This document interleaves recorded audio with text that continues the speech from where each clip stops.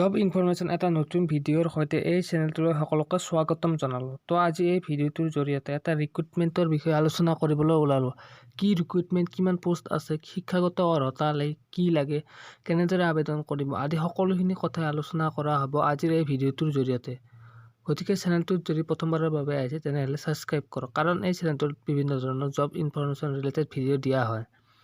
গতিকে বলকচোন আজি দেৰি নকৰি আজিৰ ভিডিঅ'টো আৰম্ভ কৰোঁ।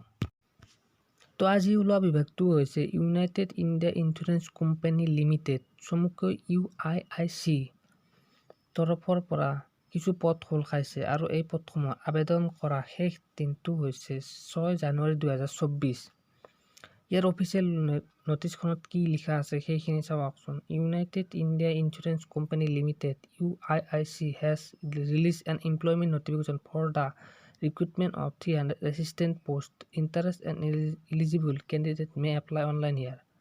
তো ইউনাইটেড ইণ্ডিয়া ইঞ্চুৰেঞ্চ কোম্পানীৰ তৰফৰ পৰা 300টা এছিষ্টেণ্টৰ পদ খালী হৈছে। তো যিসকল কেণ্ডিডেট এই পদসমূহত আবেদন কৰিবলৈ আগ্ৰহী আৰু যোগ্যতা আছে তেনেহ'লে তেওঁলোকে এই পদসমূহত আবেদন কৰিব পাৰে। তো ইয়াৰ প্ৰথমটো পদ হৈছে এছিষ্টেণ্ট, যাৰ পদ আছে 300টা আৰু ইয়াক কেটেগৰী বিশেষে ভাগ কৰা হৈছে।